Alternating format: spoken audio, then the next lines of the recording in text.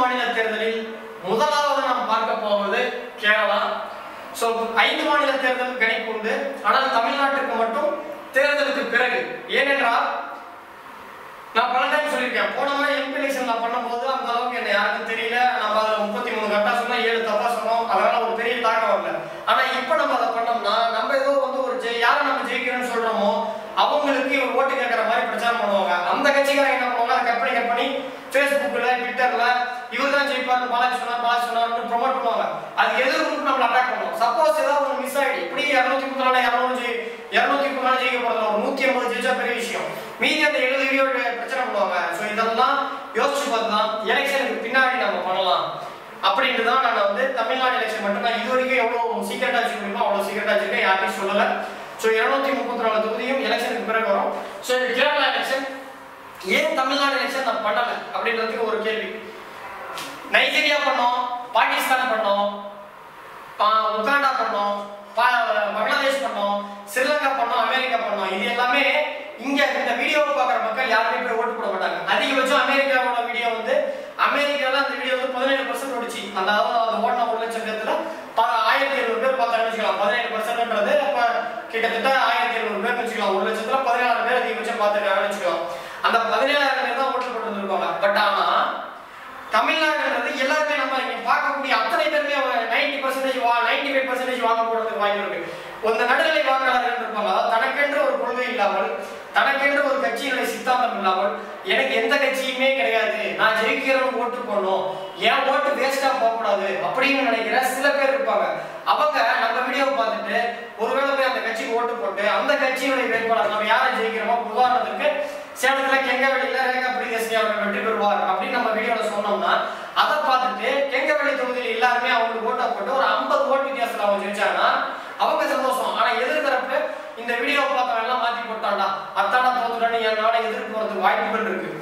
Number 1. Number 2, Donald ட்ரம்ப்போ Joe பைடனோ உங்களுக்கு யாருக்கும் நேரடி பரிச்சயம் கிடையாது. ஆனா தமிழ்நாடு எலெக்ஷன்ல 234 தொகுதியில் நிற்கக்கூடிய அதிமுக வேட்பாளர் ஏதோ ஒரு பக்கத்துல உங்க தொகுதியில உங்களுக்கு தெரிஞ்சவரா இருப்பாரு. திமுக வேட்பாளர் உங்களுக்கு தெரிஞ்சவர் ஒரு தொகுதியில இருப்பாரு. மக்கள் நீதி மைய வேட்பாளர் உங்களுக்கு தெரிஞ்சவரா இருப்பாரு. நாம் தமிழர் கட்சி வேட்பாளர் உங்களுக்கு தெரிஞ்சவரா இருப்பாரு. அம்மா மக்கள் முன்னேற்ற கழகத்துடைய வேட்பாளர் உங்களுக்கு தெரிஞ்சவரா இருப்பாங்க. இப்படி எல்லாம் தெரிஞ்சவரா இருப்பாங்க. ஏன் அவரை விட இந்த வீடியோ பார்க்கலாம், அந்த வேட்பாளரை விட வீடியோ பார்க்கறதுக்கான வாய்ப்பு இருக்கு. இப்படி நம்ம 5 பேர் போட்டி போடுறாங்க. 5 முனை போட்டி, கிட்டத்தட்ட 5 முனை போட்டின்னு வச்சுக்கோங்க. அதுல ஒருத்தர் தான் நம்ம ஜெயிப்போம்னு சொல்ல போறோம். மீதி 4 பேரும் நமக்கு பகையானாங்கன்னா ஒரு 234 தொகுதி இன்ட்டு 4 போட்டோம்னா 1000-1500 பேர் இருக்காங்க. நேரடியா பாதிக்கப்படுறவங்களே இவ்வளவு பேர். அதுதான் ஒருத்தர் நம்பி 50 பேர் 100 பேர்னு எக்கச்சக்கமா இது வரும். இதெல்லாம் வேண்டாம், நம்ம ஒரு கலையா பண்றோம். இந்த கலை வந்து எந்த காரணத்துக்கு கொண்டும் ஒரு கட்சிக்கு வாக்கு சேகரிக்கிற மாதிரி ஆயிடக்கூடாது அப்படின்ற ஒரு எண்ணம். எந்த காரணத்தை கொண்டு நாம ஒரு கட்சிக்காரனா ப்ரமோட் ஆயிடக்கூடாது. ஏன்னா போன எலெக்ஷன்ல வேலூர் எலெக்ஷன்ல திமுக தான் ஜெயிக்கணும் நிறைய தொலைக்காட்சியில பேட்டி கொடுத்து அது ஜெயிச்சுட்டாங்க. பட் ஆனா நாம சொல்லிதான் பண்ற மாதிரி நிறைய மீம்ஸ் எல்லாம் வந்துச்சு. இது நமக்கு தேவையில்லை. நம்ம எந்த கட்சி சாராத பண்றதை நிரூபிக்கணும்னா இந்த எலெக்ஷன்ல மட்டும்தான் முடியுதுதான். நான் எவ்வளவோ பேர் சொல்லி முக்கியமா ஒரு பெரிய தொலைக்காட்சியெல்லாம் கூட இந்த மாதிரி விவாதம் ஒரு 1 hour விவாதம் பண்ணுங்க, அந்த விவாத மேடை, அது ஒரு டிபேட்டுக்கு நீங்க வந்து சொல்லுங்கன்னு சொன்னப்ப கூட நான் மறுத்துட்டேன். திட்டவட்டமா இருந்தா எந்த இடத்துலயும் 234 தொகுதியும் சூசகமாக கூட எங்கேயுமே சொல்ல, எந்த இடத்துலயுமே நேரடியா சொல்லல. 2018 புதிய தொலைக்காட்சியில ஒரு வீடியோல யார் ஜெயிப்பான்னு சொல்லியிருக்கேன். வேந்தர் டிவில 2021 யார் ஜெயிப்பான்னு சொல்லியிருக்கேன். 2019 நியூஸ் 7 பேட்டி கொடுத்துருக்கேன், சன் டிவி பேட்டி கொடுத்துருக்கேன். ஆனா 234 தொகுதியா இண்டிவிஜுவலா நான் தரல. ஏன்னா நானே இப்பதான் ப்ரிப்பேர் பண்ணியிருக்கேன். ஸோ எலெக்ஷனுக்கு பிறகு வரும். முதல்ல நம்ம இந்த தமிழ்நாடு கேரளாவோட இது பார்ப்போம். 2வது நம்ம வந்து இன்ஃப்ளூயன்ஸா இருக்கக்கூடாதுன்றதுல தெளிவா இருக்கு. இப்ப அப்பாவுன்னு ஒருத்தர் இருந்தாரு.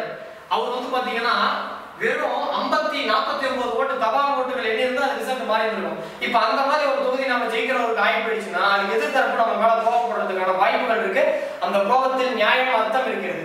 சோ இதுக்கு நம்ம பலிகள் ஆயிடக்கூடாது, இது தப்பு அப்படின்னு எனக்கு தோணுச்சு. அதனாலதான் பண்ணல. சோ என்னுடைய நிலைப்பாடு சரியானதுன்னு உங்களுக்கும் தெரியும். இது வரைக்கும் நம்ம 47 எலெக்ஷன் பண்ணிட்டோம். இது வந்து ஃபர்ஸ்ட் கிடையாது.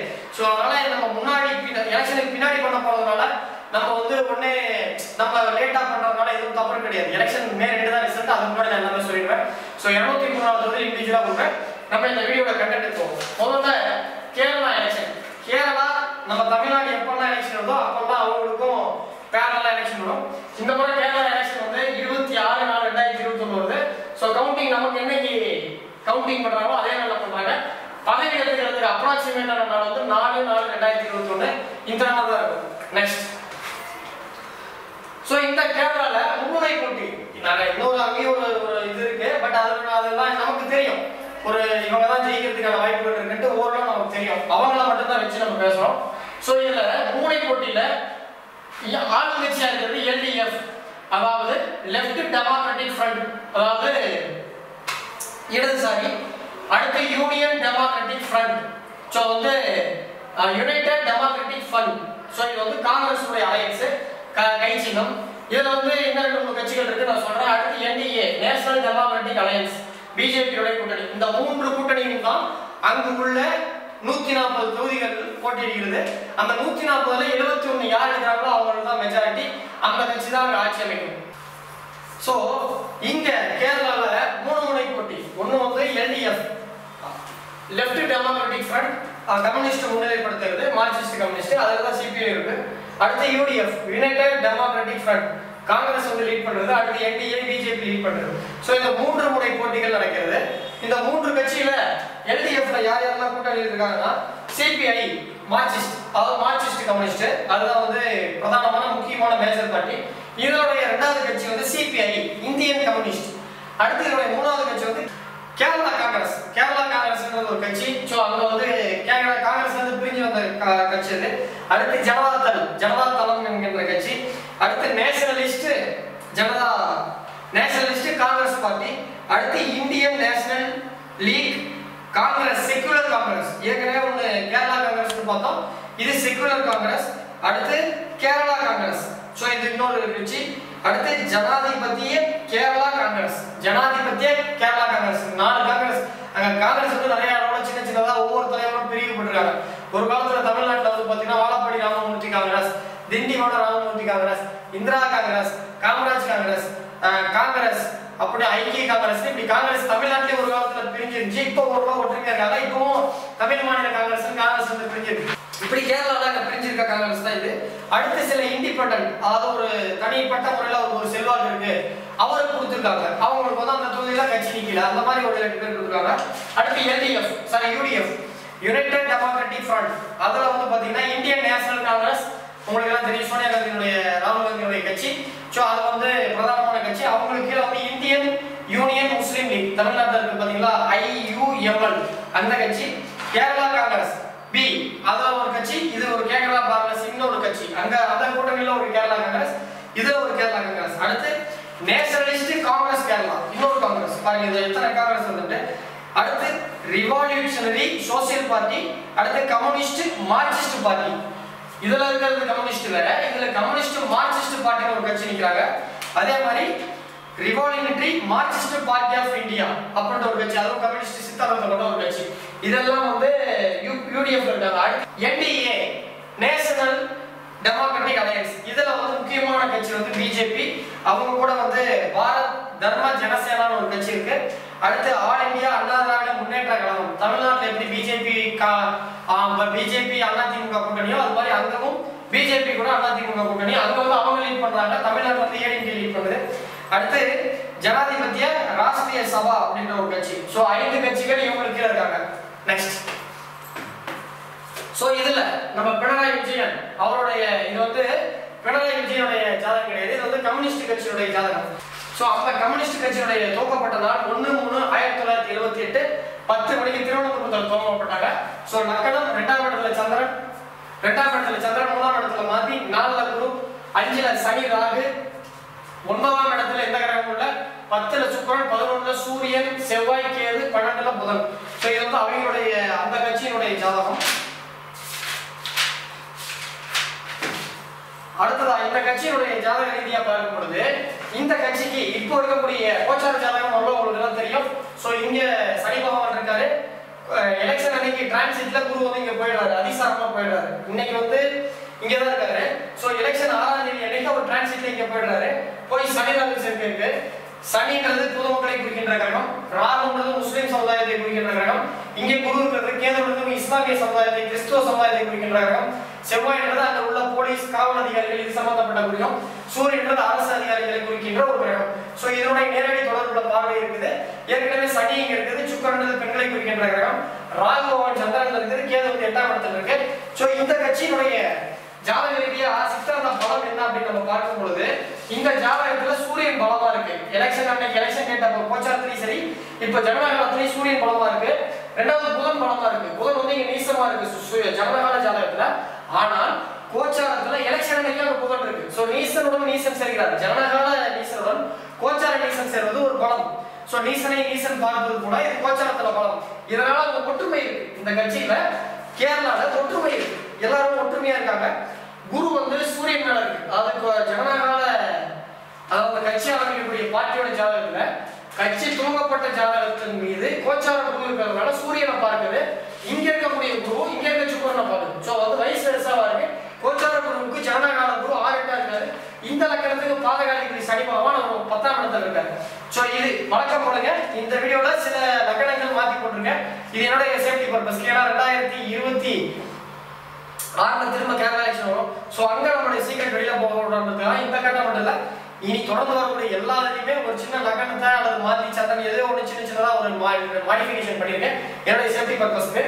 சோ இதுல சூரியனுடைய பார்வை இருக்கிறதுனால இவங்களுக்கு ஒரு நம்பிக்கை இருக்கு. ராகுவோடைய கோச்சார குரு ராகு வந்து இங்க பாக்குறதுனால இஸ்லாமிய சமுதாயங்களுக்கு இவங்களுக்கு சப்போர்ட் பண்றதுக்கு வாய்ப்பு இருக்கு. கேதுன்றது கிறிஸ்துவ சமுதாயத்தினுடைய வாய்ப்புகளும் அதிகமா இருக்கு. சூரியன் சப்போர்ட்டா இருக்கிறதுனால இந்துக்களுடைய வாக்குகள் வரதுக்கு வாய்ப்புகள் இருக்கு. சோ இதுல எதிரணின்னு சொல்லக்கூடிய 6ஆம் அதிபதி புதன் வந்து நீசமா இருந்து இப்ப கோச்சார புதன் நீசமா இருக்கிறதுனால இவங்களுக்கு எதிராளி பலவீனமாவான். இப்போ இதே நீங்க பாத்தீங்கன்னா புதன் வந்து கோச்சாரத்துல இங்க போகும்போது அதாவது 2019 கடைசியில 2020 பிகினிங்ல புதன் வந்து இங்க போகும்போது அப்போ ராகு இங்க இருந்தாரு. 2019 ராகு இங்க இருந்தாரு. ராகு தொட்டு வரும்போது நான் எழுதியிருந்தேன் கேரளா இந்த குரு வந்து பாத்தீங்கன்னா நீசமாடுச்சு. இப்ப இதே வந்து எலெக்ஷன் 6ஆம் தேதிக்கு பதிலா ஒரு ஏப்ரல் இப்ப இன்னைக்கு அதாவது ஏப்ரல் 3ஆம் தேதி நைட்டு தான் வந்து அதிசாரமா உள்ள போறாரு கும்பத்துக்கு. ஒருவேளை இப்போ இன்னைக்கு அல்லது ஒரு 10 நாளைக்கு முன்னாடி இருந்தா நீசமா தான் குரு இருப்பாரு. புதனும் இங்க போயிருக்காது. இங்க தான் ரிசல்ட்டே வேற மாதிரி போயிருக்கும். வேற மாதிரி அமைஞ்சிருக்கிறதுக்கான வாய்ப்புகள் இருக்கு.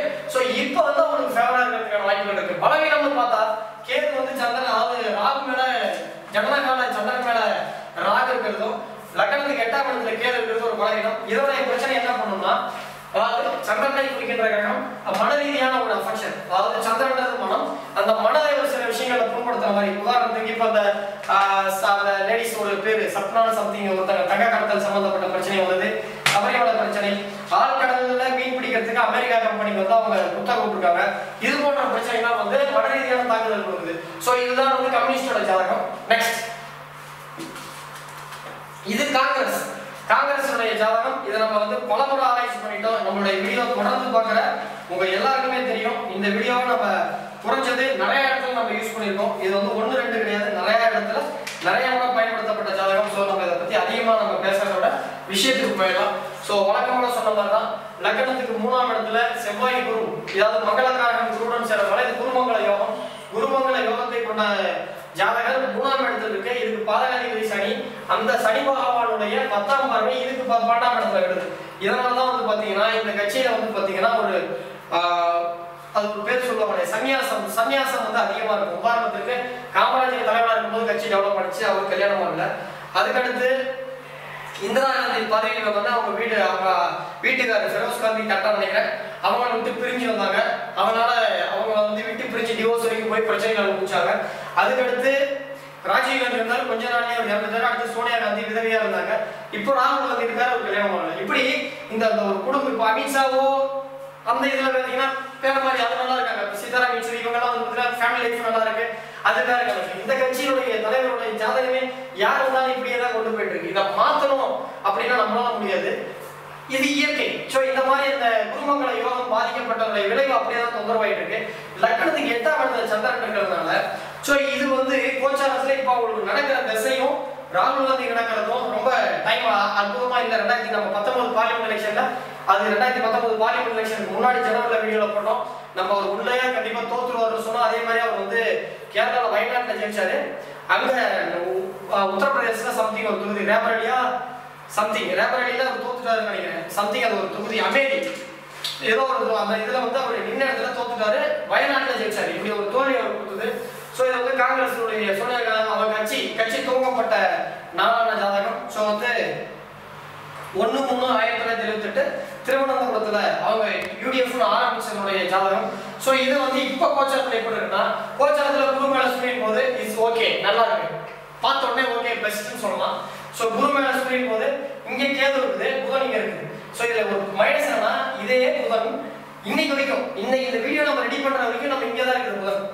நாளான எலெக்ஷன் அன்னைக்கு இங்க போயிடாது. ஸோ புதன் கூட கேது சேருது. இந்த கட்சியில புதன்றது நட்பு கிரகம், கேதுன்றது பிரிவினை கிரகம். புதன் கேது சேர்றதுனால இந்த கட்சியில ஒற்றுமை கிடையாது. ஸோ இந்த கட்சியில ஒற்றுமை வீக்காகுது. ரெண்டாவது 6ஆம் இடம்ன்றது எதிரி, 7ஆம் இடம்ன்றது கூட்டணி. ஸோ இது 7க்குடைய சுக்கிரன் இன்னைக்கு கோச்சாரத்துல நல்லா இருக்காரு. ஸோ இந்த கட்சியில இருக்கக்கூடிய சுக்கிரன் கூட்டணி கட்சி ஓரளவு நல்லா இருந்தது, திடீர்னு டவுன்ஃபால் ஆகுது. திடீர்னு டவுன்ஃபால் ஆகிறது காரணம் இப்போ சுக்கிரன் ஆல்மோஸ்ட் இங்க இருக்காரு. ஸோ இது கேதுவோட போகுது. இதுவே இங்க ஏற்கனவே போன இதில் சொன்னோம் 15 நாளைக்கு முன்னாடி பண்ணியிருந்தாங்கன்னா புதன் இங்க சூரியனோட இருக்கும், சுக்கிரன் இங்க இருந்திருக்கும். புதன் சுக்கிரன் காம்பினேஷன், புதன் காம்பினேஷன் அற்புதமா இருந்திருக்கும். ஸோ 15 நாளைக்கு முன்னாடி இருந்தா காங்கிரஸுக்கு ஒரு மிகப்பெரிய பிளஸ் ஆஃப் இருந்திருக்கிறதுக்கான வாய்ப்புகள் இருக்கு. பட் அது அன்பார்ச்சுனேட்டா நம்ம மாற்ற முடியாது. எலெக்ஷன் கமிஷன் கையில இருக்கு, இயற்கை கையில இருக்கு.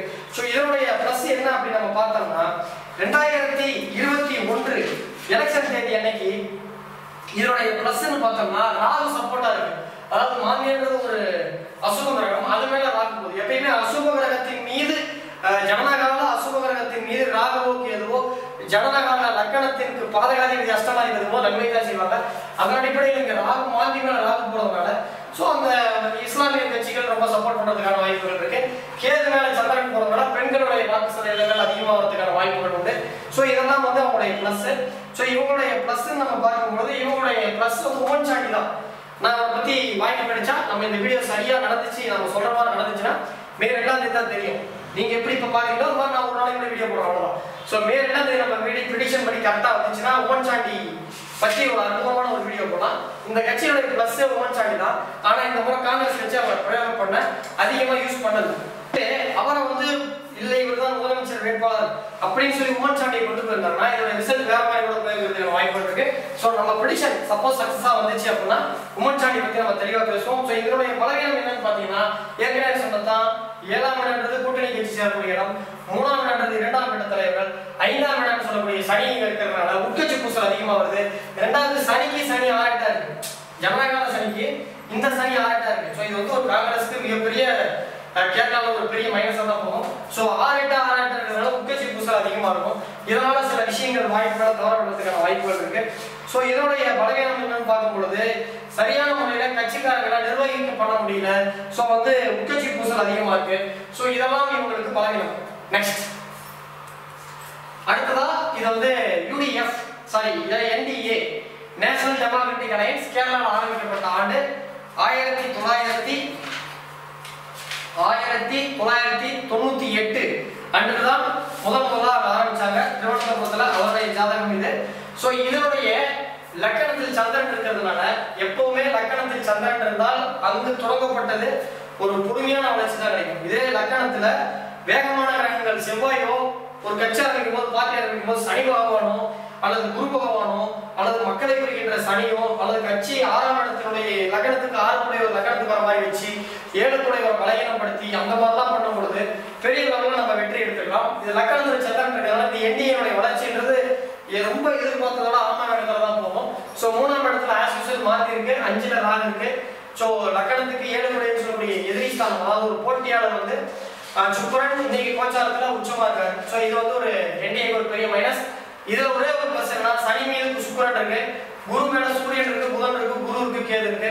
ஸோ ராகு மேல எந்த கிரகமும் இல்லை, கேது மேல எந்த கிரகமும் இல்லை. ஸோ ராகு கேது மேல கிரகம் இல்லைன்னு ஒரு தனிநபர் ஜாதகம் பார்க்கும்போது ஓகேன்னு சொல்லலாம். பட் ஒரு பார்ட்டி ஜாதகத்துல எப்படியாவது ஒரு கிரகத்தோட ஒரு கிரகம் தொடர்பு இருந்தா தான் ஒன்னும் பாசிட்டிவ் கிடைக்கும், அது மூலமா சில வாக்குகள் கிடைக்கும். இல்ல ஒரு நெகட்டிவ் இருக்கும், அந்த நெகட்டிவ் மூலமா அந்த நெகட்டிவ்க்கு நெகட்டிவா இருக்கவங்க ஆதரவு கிடைக்கும்.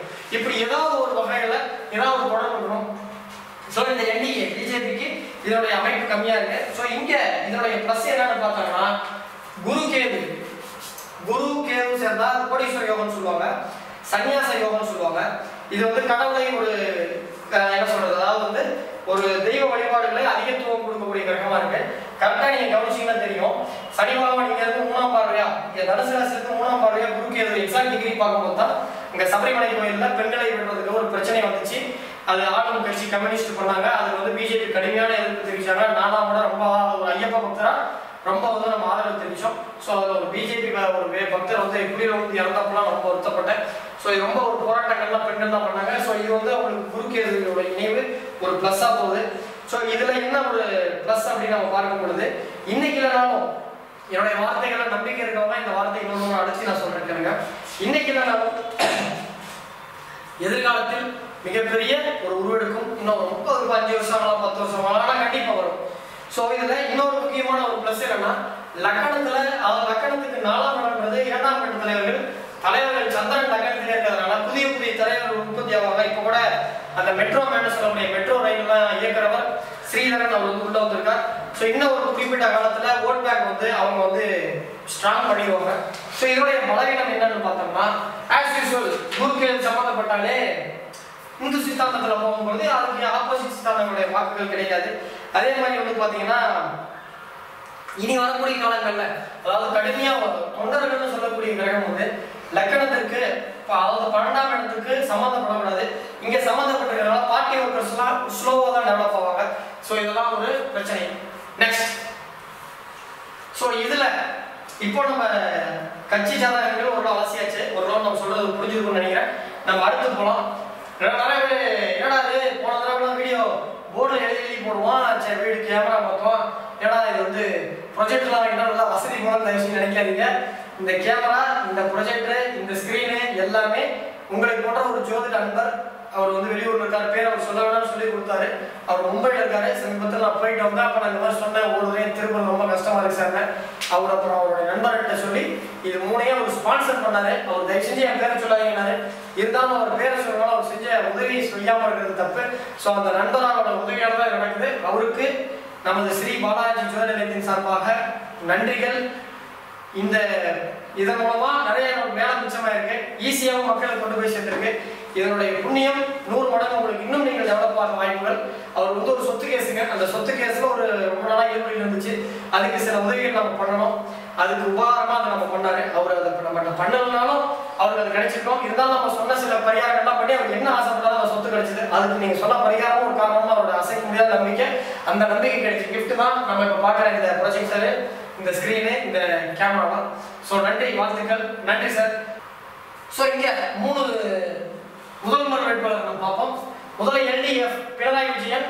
அவர் வந்து இன்னைக்கு வரைக்கும் அந்த கட்சியில டிக்ளேர் பண்ணல, ஆனா ஜெயிச்சா அவர் தான் வருவாருன்றது மக்கள் நம்பிக்கை. அவர் அதுக்கு தகுந்த மாதிரி தான் அவர் தான் பூரா ஃபுல் பிரச்சாரம் பண்ணிட்டு ஃபுல்லா கவர் பண்ணிருக்காரு. இங்க எப்படி நம்ம எடப்பாடி பழனிசாமி சார் வந்து தமிழ்நாடு முழுக்க சுற்றுலா ப்ரோக்ராம் மாநில முதல்வர், அந்த மாதிரி அவர் தான் அந்த கட்சி ஃபுல்லா பண்ணிருக்காரு. காங்கிரஸ்ல இது வரைக்கும் துவன் சாண்டிய முன்னேற்றத்துல இவர் அதை பிரச்சாரம் பண்றதுனால இவர் வருவதற்கான வாய்ப்புகள் உட்கட்சி பூசல் அதிகமா இருக்கிறதுனால ஜெயிச்சுட்டு பார்த்துக்கலான்ற ஒற்றை முடிவில் அங்க இருக்காங்க. 3வது என்டிஏல டிக்ளேர் பண்ணிட்டாங்க மெட்ரோ மேன் ஸ்ரீதர்னு சொல்லிட்டு. இவரை பத்தி நான் ஃபேஸ்புக்ல போட்டோன்னே நீங்க தான் இவருடைய டேட்டா பத்தி நிறைய பேர் கொடுத்தீங்க. ஸோ என் ஃபேஸ்புக்ல இருக்க நண்பர்கள் தான் இவரை பத்தி எனக்கு தெரிஞ்சுக்கிறதுக்கு காரணமா இருந்துச்சு. ஸோ அவரோட ஜாதகம் கிடைச்சது. நம்ம இண்டிவிஜுவலா ஒருத்தர் தான் பார்ப்போம். நெக்ஸ்ட், ஸோ இது வந்து பினராயி விஜயனுடைய ஜாதகம். அவருடைய பிறந்த தேதி, பினராயி விஜயனுடைய பிறந்த தேதி 24/5/1945 காலை 7 மணி 10 நிமிடம் மலபார்ல பிறந்திருக்கார். ஸோ இவரோட லக்கணம் ரிஷப லக்கணம். லக்கணத்துக்கு 2ஆம் இடத்துல சனிராகு, 3ல மாந்தி, 4ல குரு, 6ஆம் இடத்துல சந்திரன், 8ல கேது, 12ல புதன், 11ல சுக்கிரன் ராகு.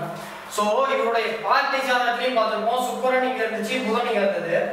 இவரோட ஜாதகத்திலேயே சுக்கிரன் இங்க இருக்கு, செவ்வாய் புதன் பச்சாத்துல இருக்கு, சுக்கிரன் இருக்கு, இங்க புதன் இருக்கு, சூரியன் மேல ராகு.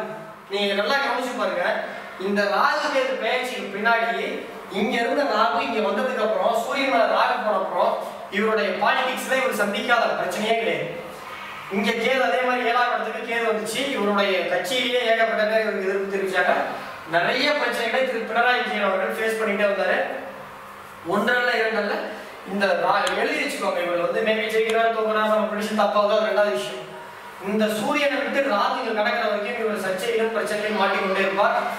இதுதான் நம்மளுடைய சுயஜாதகம். ஸோ 2ஆம் இடத்துல சனிராகு சேர்க்கை. சனிராகு சேர்க்கை வந்து ஒரு அரசியல்வாதி ஜாதகத்தில் இருந்துச்சுன்னா நல்லதுன்னு நினைக்கிறாங்க. அது ரொம்ப அவ்வளவு சீக்கிரம் மேல வர விடாது. தடி விட்டு கையில கணத்தை பார்த்துக்கிட்டு 1000 பேர் கஷ்டப்பட்டு அதை தாண்டி மேல வர ஜாதகம் தான் இந்த சனிராகு சேர்க்கை. ஒரு போராட்டமான அரசியல் ஜாதகம் இது. 4ஆம் இடத்துல குரு இருக்கு, 6ல சந்திரன் இருக்கு, 8ல கேது இருக்கு. இப்போ எலெக்ஷன் அன்னைக்கு கோச்சார குரு இங்க இருந்து குரு பார்க்கறாரு. குருவை பார்ப்பது ஒரு நன்மை. அதே குரு தன்னுடைய 5ஆம் பார்வையை சனியை பார்க்கிறார். சனின்றது மக்கள் பொதுமக்களை குறிக்கின்ற கிரகம். அதே குரு தன்னுடைய 9ஆம் பார்வையை சந்திரனை பார்க்கிறார். ஸோ மன ஓட்டத்தை மாற்றக்கூடிய சக்தி வல்லமை பெற்றது சந்திரன். அந்த சந்திரனை பார்க்கிறார், சனியை பார்க்கிறார், ராகுவை பார்க்கிறார், குருவை பார்க்கிறார். ஸோ இங்க என்ன நம்ம தெரிஞ்சுக்கணும்? 1, 5, 9 சனி ராகு சேர்க்கை, குரு சந்திரன்.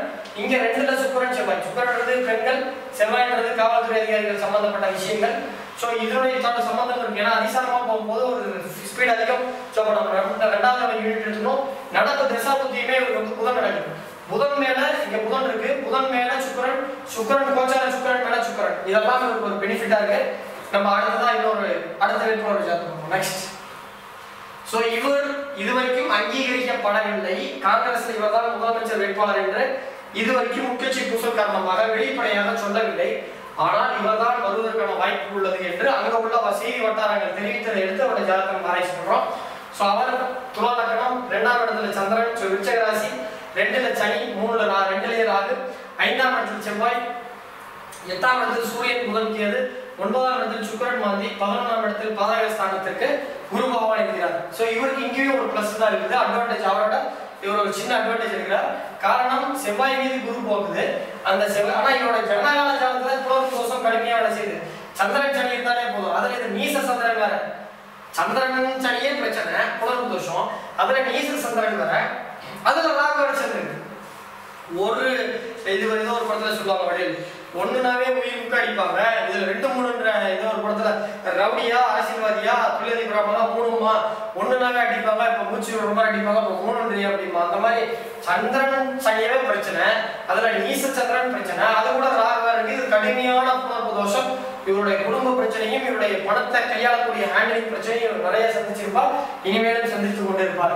ஸோ 5ஆம் இடத்தில் செவ்வாய், 8ஆம் இடத்தில் சூரியன் புதன் கேது, 9ஆம் இடத்தில் செவ்வாய். இதே சூரியன் இங்க உச்சம் பெற்று இருந்தால் இவர் வந்து ஒரு பெரிய லீடரா வந்திருப்பார். நம்ம கோயம்புத்தூர் DK சிவகுமார் மாதிரி, சச்சின் பைலட் மாதிரி ஒரு பெரிய லீடரா காங்கிரஸ் வந்திருப்பார். அது வர முடியாததுக்கு காரணம் 2. 1 சூரியன் 8ல மறைஞ்சது, 2 சந்திரன் சனி சேர்க்கை. ஸோ இது 2மே வந்து அவ்வளவு ஈஸியா ஒருத்தரை முன்னேற விடாது, கெடுத்துக்கிட்டே இருக்கும். ஸோ 11ஆம் இடத்தில் குரு இருப்பதும் ஒரு மைனஸ் தான். ஸோ இவரோட ஜாதகத்தில் கோச்சார குரு இங்க இருக்கிறது, செவ்வாயோட தொடர்பு கொள்வது ஒரு பிளஸ் அட்வான்டேஜ் இருக்கிறாரு. அதே மாதிரி இங்கே பார்த்து ஜனநாயக குரு பார்க்கறது ஒரு அட்வான்டேஜ் இருக்குது. 5ஆம் பார்வையை சுக்கிரன் மாந்தியை பார்க்கறதும் ஒரு அட்வான்டேஜ். பட் இங்கே எந்த விதமான கிரகமும் கிடையாது. சூரியன் மீது ராகு இருக்கு. ஸோ இது வந்து ஒரு டிஸ்அட்வான்டேஜ். சனி மேல கேது இருக்கு. சனின்றது பொதுமக்கள் ஓட்டு போடக்கூடிய கிரகம். சந்திரன்றது என்ன ஓட்டம், அது மேல கேது இருக்கு. இது சூரியன்றது ஆட்சி அதிகாரத்தை வரக்கூடிய ஒரு கிரகம், அது மேல ராகு இருக்கு. புதன் கூட சேர்ந்திருக்கு. புதன்றது ஒற்றுமை, அது மேல ராகு இருக்கு. புதன் ராகுன்றது கத்திரிக்கோள் ஞாபகம் வச்சுக்கோங்க. என்ன பண்ணணும் கட் பண்ணிருக்கோம். புதன்றது நட்பு, அதை கட் பண்ணிட்டு இருக்கு. கட்சியில் 2ஆம் கட்ட தலைவர்கள்லாம் இவரை முன்னிலைப்படுத்துறது பிடிக்காம நிறைய பேர் வேலை செய்யறாங்க, நிறைய பேர் எதிராக வேலை செய்யறாங்க. சூரியன் ஆட்சி அதிகாரம் பண்றதுல ஏகப்பட்ட அரசியல்வாதிகளே இவருக்கு எகென்ஸ்டா இருக்காங்க. கேதுன்றது கிறிஸ்துவ கிரகம், அதுவும் இவருக்கு எகென்ஸ்டா இருக்கு. ஸோ இப்படி எல்லாம் மாட்டிருக்காரு. இங்க பாருங்க, சனி மக்கள் கேது கட்சிக்காரர் ரொம்ப மென்மையா வேலை செய்வான். சந்திரன் மன ஓட்டம் சரியா இருக்காது. ராகு இஸ்லாமியர்கள் ஓட்டு விடுவாரு.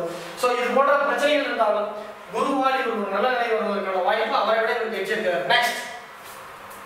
ஸோ இவர் தான் ஸ்ரீதரன். ஸோ ஸ்ரீதரன் ஒரு படித்த நல்ல ஒரு ஆள், நல்ல ஒரு திறமைமிக்க நபர், நல்ல ஒரு நபர். ஸோ இவருக்கு வந்து வாய்ப்பு கிடைச்சிருக்கு. ஸோ இவர் வந்து ஒரு மெட்ரோ மேன்.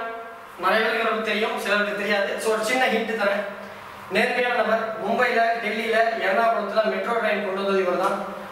மிகப்பெரிய முக்கியமான ஒரு பங்கு. ஒரு பெரிய இன்ஜினியர், நல்ல ஒரு திறமசாலி, பெரிய லெவல்ல வெளிநாட்டு நுட்பங்களை கொண்டு வந்து இந்தியாவில் சேர்ந்த பெருமை. ஸோ இவரோட ஜாதகம் இது. ஸோ இவருடைய லக்கணத்துல கேதுனோட நான் ஃபர்ஸ்ட் அப்செட் ஆகிட்டேன். ஸோ லக்கணத்துல கேது இருந்தாலே ஈஸியா உள்ள வரணும் எலெக்ஷன்ல. அதாவது ஒரு அரசியல்ல ஒன்றும் இல்லைங்க. நான் என்னுடைய கிளைண்டோட பேர் நான் சொல்றேன். ஒருத்தரோட ஜாதகம் நான் பார்க்குறேன். 2017-18 இருக்கும். அப்போதான் நம்ம இந்த துறையில அப்போதான் லைட்டா மேல வந்த டைம். இன்னமும் மேலதான் வந்துட்டு இருக்கேன், போராடிட்டு தான் இருக்கேன். ஸோ உங்களுடைய ஆதரவாக தான் இன்னைக்கு ஒரு தெரியப்பட்டிருக்கேன். ஸோ அப்போ நான் ஒரு ஜாதகம் பார்க்குறேன். அவர் பேர் சொல்ல வேண்டாம், அவர் இந்த அந்தியூர் ஈரோடு பக்கத்தில் ஒரு நான் சொல்கிறேன், நீங்கள் எலெக்ஷனில் நிற்காமையே ஜெயிக்காமே உங்களுக்கு ஒரு பதவி கிடைக்கும் அப்படின்னு நான் சொல்கிறேன். அப்போ வந்து இங்கே சேலத்தில் ஒரு 2019-14 எம்பி எலெக்ஷனில் என்ன கேண்டிடேட் மூலிமா நம்ம ஜாதகம் பார்த்தாங்க. அவங்க நான் சொன்னேன், இந்த மாதிரி உங்கள் ஜாதகத்தில் லக்கணத்தில் கேது இருக்கு, அந்த கேதுவை குரு பார்க்குறார். உங்கள் ஜாதகத்தில் குரு யோகாதிபதி, அந்த குரு வந்து உங்களுடைய லக்கணத்தை 5ஆம் பார்வை பார்க்குறது நல்லது. கோச்சாரத்தில் உங்களுக்கு வரப்படுது 2019 ஒரு அங்கீகாரம் கிடைக்கும் நான் சொல்கிறேன். 2019 ஒரு ராஜ்யசபா எம்பி, இன்னைக்கு அவர் வந்து ராஜ்யசபா எம்பி. எலெக்ஷனில் நிற்கல, மக்கள்கிட்ட ஓட்டு கேட்கல, பிரச்சாரம் பண்ணல, நோட்டீஸ் அடிக்கல, இங்கே ஃபேக் நியூஸ் கலெக்ட் பண்ணுற மாதிரி ஒரு டீம் அவங்க எகெயின்ஸ்ட் ஆகல, எதுவுமே பண்ணலை. எம்எல்ஏ போய் அவங்க கையெழுத்து போட்டாங்க, கட்சி தலைமை பார்த்து ஒரு ஜாக்பாட் மாதிரி ஒரு சீட்டு கொடுத்து நீங்கள் ஒரு எம்பி ஆயிட்டாரு. போன முறை எம்பி ராஜ்யசபா எம்பியா இருந்தவங்க இப்போ மறுபடியும் எலெக்ஷன் 2019 எம்பியா இருக்கவங்க கூட அவங்களோட ஜாதகம் எப்படி எனக்கு தெரியும், அவங்களும் கேது படம். இந்த கேது லக்கணத்தில் இருந்தாலே உழைக்காம அரசியல் ஈஸியாக வருவாங்க, ரொம்ப கஷ்டப்பட மாட்டாங்க. ஸோ இவருக்கு அவங்க சீட்டு கிடைச்சிருக்கு. அவர் ரொம்ப பெரிய வேலை செய்யறாங்க. கோயம்புத்தூர்ல விஸ்வநாதன் ஒருத்தர் எம்பியா ராஜ்யசபா பண்ணி அவர் மினிஸ்டர் இருக்காங்க. இன்னைக்கு வரைக்கும் அவரோட ஓப்பன் ஹார்ட்ல இருந்து சொல்லணும்னா அவர் ஜாதகம் நான் பார்க்கல. ஆனா அவருடைய டேட்டா பர்த் வச்சு நான் தேடின ஜாதகத்தில் அவர் கேது பலமா இருக்கு. ஒருவேளை ஆண்டாம் வாய்ப்பு கிடைச்சா அவருடைய ஜாதகம் நேரில் பார்த்தா கேது நிச்சயமா பலமாக இருக்கும். ஸோ இது அப்படிப்பட்ட ஒரு கிரகம் கேது. ஸோ இந்த கேதுவை குரு பார்ப்பது சூரியன் புதன் பார்க்கறது நல்லது. ஸோ இந்த சூரியனோட குரு சேர்றதும் இங்க வந்து கோச்சார குரு இங்க இருக்கிறதா ஒரு கற்பனை பண்ணிக்கோங்க. என் கையில் இருக்கிறதுல கோச்சார குரு இருக்காரு அப்படின்னு வச்சுக்கோங்க எலெக்ஷன் அன்னைக்கு. ஸோ இது சூரியனோட சேர்றது ஒரு நல்லது, புதனோட சேர்றது ஒரு ஒற்றுமை இருக்கு, ராகுவோட சேர்றது நல்லது, கேதுவோட பார்க்கறது நல்லது. இங்க ராகு இருக்காருன்னு கற்பனை பண்ணிக்கோங்க, அங்க எதுவும் இல்லை. இங்க கேது இருக்காருன்னு கற்பனை பண்ணிக்கோங்க, எதுவும் இல்லை. இங்க சனி இருக்கு. ஸோ இது என்னன்னா, அதாவது லக்கணத்திற்கு 7ஆம் இடத்தில் சூரியன், அதுக்கு அடுத்த இடத்துல சுக்கிரன் உச்சமா இருக்கு. ஸோ அப்ப இதுவே சுக்கிரன் சூரியன் இங்க சேர்ந்திருந்தாலோ, அல்லது ராகு சூரியன் இங்க போய் சுக்கிரன் சேர்க்கை இருந்திருந்தாலோ, அல்லது ராகு இல்லாமல் சுக்கிரன் இங்க இருந்திருந்தாலோ, இது வியாபாரி ரிசல்ட் பேருக்கு ஒரு பெரிய பலமான ஜாதகம் கொடுக்கலாம். பட் இன்று இல்லை என்றாலும் இவருக்கு ஒரு எதிர்காலத்தில் ஒரு நல்ல ஃபியூச்சர் இருக்கிறதுக்கான வாய்ப்புகள் இருக்கு. குருவை குரு பார்ப்பதால இதுக்கு முன்னாடி இருந்த நிலைமையை விட ஒரு நல்ல இடத்துக்கு மாற்றி விடுவார். 10 மார்க் எடுக்கிற பையன் 35 எடுத்து பாஸ் பண்ணாலும் அது ஒரு பெரிய சாதனை தான். ஸோ அதோட சாதனையை நான் பண்ண முடியாததுக்கான வாய்ப்புகள் உண்டு. நெக்ஸ்ட், ஸோ இது எலெக்ஷன் டேட், எலெக்ஷன் தேதி என்று இருக்கக்கூடிய ஜாதகம் இது. நான் சொன்ன மாதிரி கோச்சாரத்தில் குரு வந்துடுறாரு. சந்திரன் சனி அன்னைக்கு வந்து புணர்வு தோஷம் இருக்கு. ஸோ இது புணர்வு தோஷம் இருக்கவங்களுக்கு புணர்வு தோஷம் பிரச்சனை கொடுக்கும். யாருக்கு புணர்வு தோஷம் பார்த்தோம்? காங்கிரஸுடைய சின்னப்பா, அவருக்கு நம்ம பார்த்தோம். ஸோ அவருக்கு இங்க புணர்வு தோஷம் இருக்கு, இங்க வந்துருச்சு பாருங்க, அங்க ராகு இருந்துச்சு, இங்க கேது. இதுதான் ஒரு காங்கிரஸுடைய தலைவராக இருந்தவருக்கு நம்ம சொன்னோம். அவருக்கு இங்க இருக்கு ராகு சுக்கிரன், ராகு சந்திரன் சனி இருந்துச்சு, இங்க சந்திரன் சனி இருக்கு, கோச்சாரத்துல கேது இருக்கு. ஸோ ஒரு புணர்வு தோஷம் எப்படி எல்லாம் வேலை செய்யறதுக்கு ஒரு ஆகச்சிறந்த ஒரு உதாரணம் இது. ஸோ குரு இங்க இருக்கு. ஸோ குரு வந்து நல்ல இடத்துல தான் இருக்கு. ஸோ லக்னத்துல செவ்வாய் இருக்கிறதுனால இந்த முறை தேர்தலில் வாக்குப்பதிவு பண்றது. செவ்வாய் வந்து 7 வருஷம் அவருடைய எண்ணிக்கை, ராகு வந்து 18.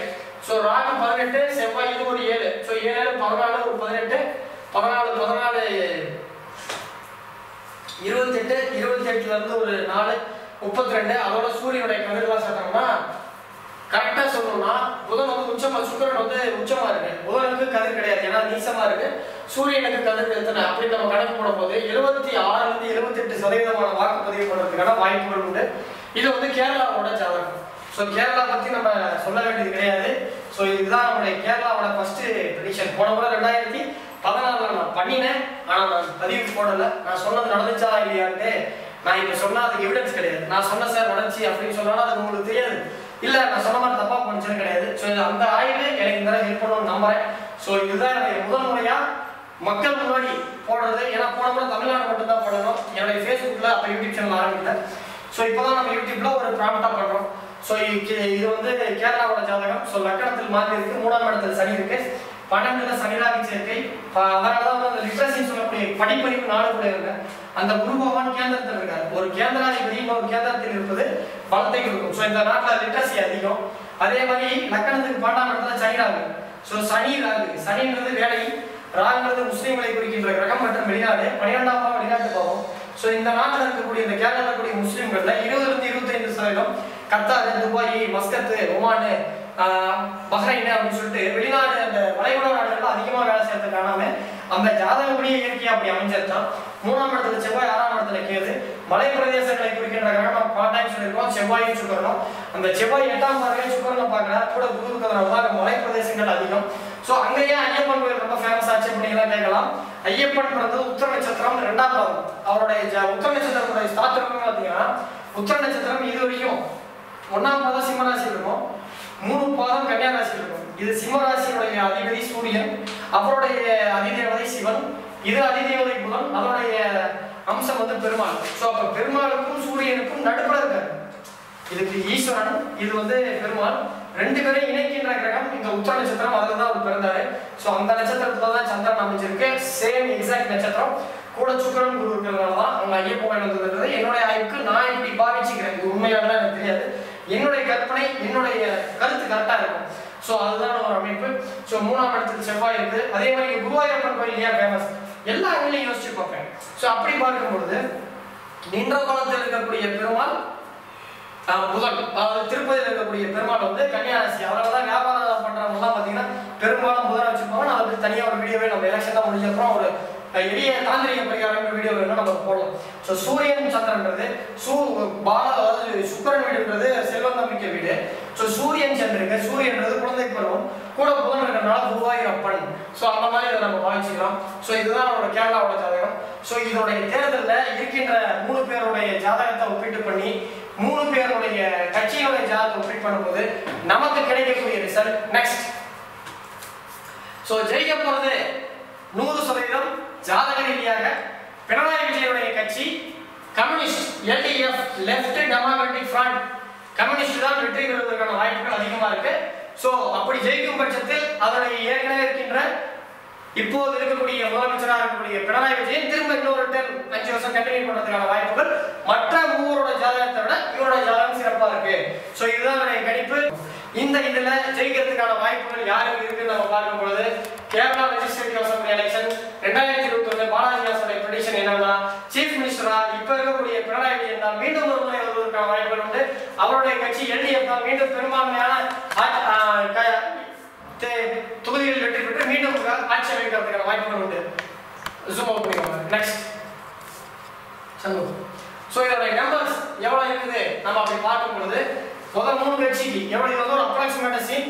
இதுல நம்ம வந்து ஜோதிட ரீதியா சில அதாவது ஐவன கிரகம்னு சொல்லுவாங்க, குஜாதி ஐவர்னு சொல்லுவாங்க. அதாவது குஜாதி ஐவர்னா ஒளிக்கிரகங்கள்னு சொல்லக்கூடிய சந்திரன் சூரியனை தவிர செவ்வாய், புதன், சுக்கிரன், சனி, குரு, இந்த 5 கிரகங்கள் நிழல் கிரகங்கள் ராகு கேது விட்டுட்டு ஒளிக்கிரகங்கள் சந்திரன் சூரியனை விட்டுட்டு மீதி இருக்கக்கூடிய 5 கிரகங்கள் குஜாதி ஐவருடைய கதிர்கள் அடிப்படையில் பார்க்கும் பொழுது இவருக்கு 89ல இருந்து 89 சீட்ல இருந்து 93 சீட் கிடைக்கிறதுக்கான வாய்ப்புகள் உண்டு.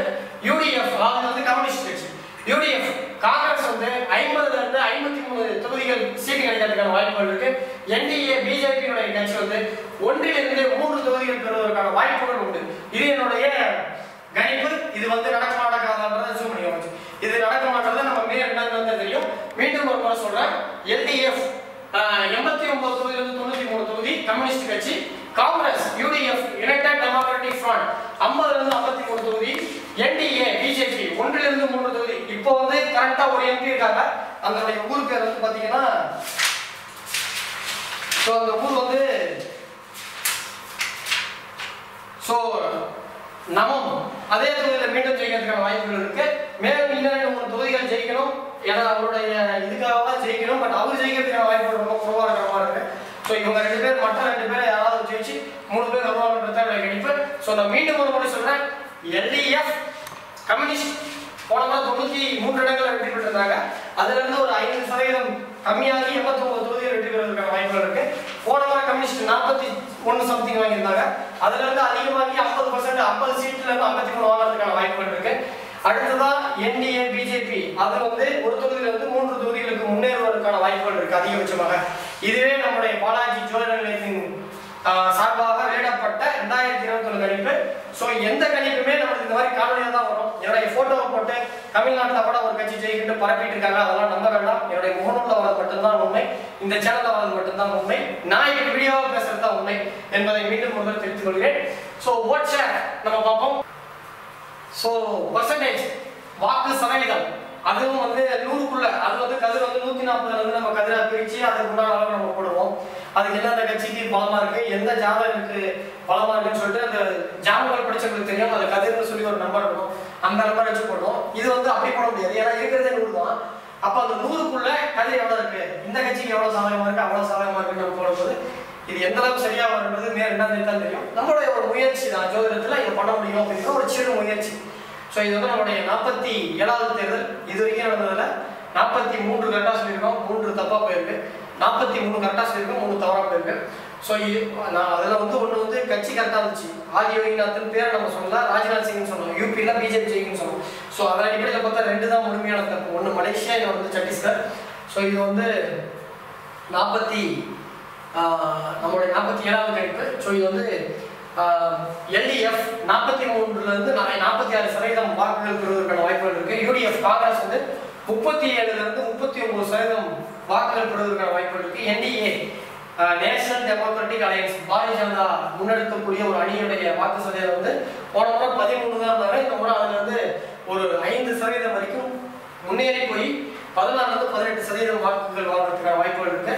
அதர்ஸ் 4லேருந்து 5. இண்டிபெண்டன்ஸ் நான் சொன்ன பார்த்தீங்களா, இதில் இண்டிபெண்டன்ஸ் சில பேர் இருக்காங்க. அதில் ஒரு 6 பேர் வந்து செல்வாக்கான நபர்களுக்கு சீட்டு கொடுத்து அங்கே வந்து எல்டிஎஃப் ஆதரவு தெரிவிச்சு எல்டிஎஃப் கேண்டிடேட்டை நிப்பாட்டல. ஸோ அவங்க ஜெயிக்கும் பட்சத்தில் எல்டிஎஃப் கூட வருவாங்க, கிட்டத்தட்ட கூட்டணி மாதிரி தான். பட் அங்கே வேற கான்செப்ட்ல இண்டிபெண்டன்ட் தான் நிப்பாட்டிருக்காங்க. ஸோ அதில் ஒரு 6 பேர். ஸோ அவங்களுடைய வாக்குகள் வந்து 4லேருந்து 5% வரும். ஸோ இதுவே நம்முடைய ஸ்ரீ பாலாஜி ஜோதி நிலையத்தின் சார்பாக வெளியிடப்பட்ட 2021 கேரளாவுடைய கணிப்பு. இதுவும் நம் சேனல்ல வரக்கூடிய வீடியோ மட்டும்தான் நம்மளுடைய இது. ஸோ இது போன்ற வீடியோக்களை தொடர்ந்து பார்க்க மறக்காம இந்த சேனலை சப்ஸ்கிரைப் பண்ணுங்க, பெல் நோட்டிஃபிகேஷன் பண்ணுங்க. பயனுள்ள வீடியோ உங்களுக்கு நிச்சயமா வந்து சேரும். அடுத்த காணொலியில் பாண்டிச்சேரி அல்லது அசாம் அல்லது மேற்குவங்கம் ஏதாவது ஒரு காணொலி போடுவோம். தமிழ்நாடு தேர்தலுக்கு பிறகு தமிழ்நாட்டில் இருக்கக்கூடிய மொத்தமா இதே மாதிரி ஒரு வீடியோ போட்டு 234 தொகுதிகளில் ஒரு 60-70 தொகுதிகளுக்கு வேட்பாளர் பேர், உதாரணத்துக்கு பொன்முடி, கேஎன் நேரு, ஏடிபிகள் வந்து பார்த்தீங்கன்னா நீங்கள் இப்போ உதாரணத்துக்கு SP Velumani sir, Sengottaiyan sir அப்படின்னா அவங்களுடைய ஜாதகம் நமக்கு கிடைச்சிருக்கும். இப்போ உதாரணத்துக்கு ஏவா வேலு சார் அப்படின்னா அவங்களுடைய ஜாதகம் கிடைக்கும். இவங்க அதாவது ஏற்கனவே மந்திரிகளாகவோ எம்எல்ஏ இருந்தவங்களுடைய ஜாதகம் விக்கிபீடியா மூலியமா நம்ம டேட்டா பத்தி கழிச்சிக்கலாம். அப்படி கிடைக்காதவங்களுக்கு என்னுடைய வாடிக்கையாளர் ஆரம்பத்தில் 2015 ஜாதகம் பார்க்கும்போது அவங்க எந்தெந்த ஊர்ல எழுதி வச்சிருக்கேன், அவங்க கிட்ட மெசேஜ் அனுப்பி நீங்க ஏதாவது ஒரு கட்சி மனசு நினைச்சிட்டு அந்த கட்சி ஜெயிக்குமா அப்படின்னு கேட்டு, ஏன்னா இந்த முறை ஜெயிக்கிறதுக்கான வாய்ப்பு உள்ள கட்சிகள் திமுக, அதிமுக, அம்மா மக்கள் முன்னேற்ற கழகம், இவங்கெல்லாம் சீட் அடிப்படையில் வெற்றி பெறுவதற்கான வாய்ப்புகள் இருக்கு. அவங்கெல்லாம் யாராவது மனசை நினைச்சிட்டு கேளுங்கன்னு சொல்லி அதன் மூலமா சில பிரசன்ன ஆரம்பிச்சிருக்கோம். சில இடத்துல டேரக்ட் எடுத்திருக்கோம். சில இடங்கள்ல வாஸ்து முறைப்படி யார் வெற்றி பெறுவான்னு, எந்த தொகுதியில எந்த இடத்துல இருக்காங்களோ அவங்களுக்கு ஒரு கிழக்குல இருந்து வடக்கு நோக்கி போன ஒரு பவர், வடக்குல இருந்து கிழக்கு மேற்கு தென்கிழக்கு அப்படி ஒரு பவர் இருக்கணும், அந்த கான்செப்ட்ல எடுத்திருக்கோம். சில இடங்கள்ல ஜாம பிரசன்னம் போட்டிருக்கோம், சில இடங்கள்ல பிரசன்னம் யூஸ் பண்ணிருக்கோம், சில இடங்கள்ல ஆர்வம் நிமித்தம் ஒருத்தர் போன்ல இந்த தொகுதி ஜெயிக்குமான்னு சொல்லும் போது எனக்கு கிடைத்த சகலங்கள் நிமித்தங்கள் வச்சு ஒரு என்னால முடிஞ்ச எல்லா விதமான முயற்சியும் பண்ணி கிட்டத்தட்ட பண்ணிட்டேன். தேர்தலுக்கு முன்னாடி வராது, தேர்தலுக்கு பிறகு இந்த சேனல்ல வெளிவரும். ஸோ கண்டிப்பா உங்களுக்கு பயனுள்ளதா இருக்கும். ஒரு முயற்சி தான், இப்படி 230 ஆண்டாண்டு செய்ய முடியாது, ஒரு 150 தொகுதி ஜெயிச்சா பெரிய விஷயம். ஸோ அது ஒரு புதிய முன்னெடுப்பா இருக்கு. ஆனா அது முன்னாடியே போட்டு வாக்குகள் புரியறதுக்கு நான் காரணமா இருக்கக்கூடாதுக்காக எலெக்ஷனுக்கு பின்னாடி போறோம். ஸோ நன்றி, வணக்கம். இந்த சேனலை இதுவரைக்கும் சப்ஸ்கிரைப் பண்ணாதுங்க, தயவு செஞ்சு சப்ஸ்கிரைப் பண்ணுங்க. என்னுடைய முகநூல் முகவரி டிஸ்கிரிப்ஷன் பாக்ஸ்லயும் லிங்க்லயே இருக்கு, ஃபர்ஸ்ட் கமெண்ட்ல. அதை நட்பலை கொடுத்து ஃபேஸ்புக் பார்த்தீங்கன்னா நிறைய சின்ன சின்ன தகவல், சின்ன சின்ன கணிப்பெல்லாம் நான் முகநூலில் போடுவேன். நிச்சயமா உங்களுக்கு பயனுள்ளதா இருக்கும். நன்றி, வணக்கம்.